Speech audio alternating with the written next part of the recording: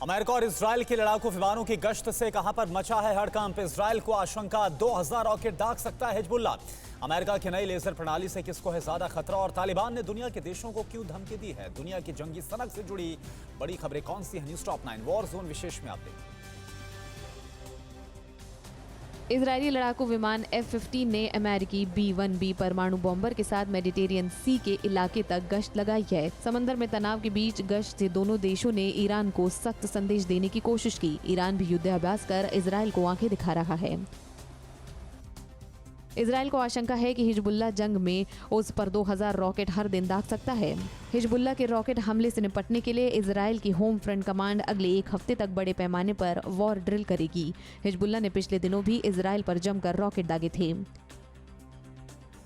Israel ने Syria पर फिर से एयर स्ट्राइक की है। हमला सीरिया की राजधानी दमिश्क में हिजबुल्लाह के हथियारों से भरे एक शिपमेंट पर किया गया, जिसमें हिजबुल्लाह के 5 आतंकी मारे गए।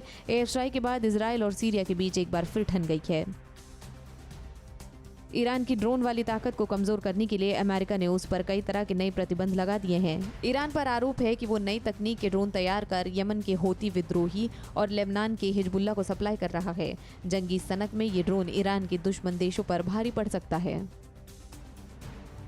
अमेरिकी सेना ने अपने स्ट्राइकर युद्धक वाहनों को नई लेजर हथियार प्रणाली से लैस करने की तैयारी कर ली है। रिपोर्ट के मुताबिक लेजर टेक्निक से अमेरिका दुश्मन के मिसाइल को हवा में ही नेस्तनाबूद कर देगा। अफ्रीकी देश सूडान में हुए तख्ता पलट के विरोध में हजारों लोग सड़कों पर उतर आए हैं।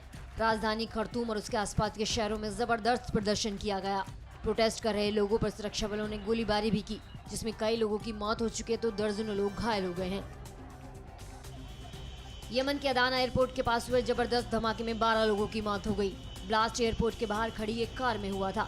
धमाके का कारण अभी स्पष्ट नहीं है, लेकिन धमाका इतना जोरदार था कि आसपास की इमारतें भी हिल गईं और इंटरनेट सर्विस भी बाधित हो गई है।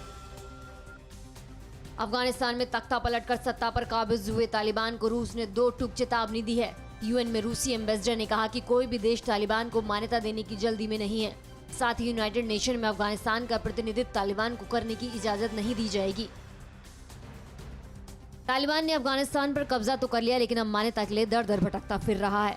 कई देशों से साफ इनकार के बाद तालिबानी प्रवक्ता जबीउल्लाह मुजाहिद ने धमकी देते हुए कहा कि अगर दुनिया के देश कोई खतरा नहीं चाहते हैं तो उन्हें तालिबान को मान्यता देनी चाहिए। अड़ी सोमवार से शुक्रवार शाम 6 बजे सिर्फ TV9 भारतवर्ष पर।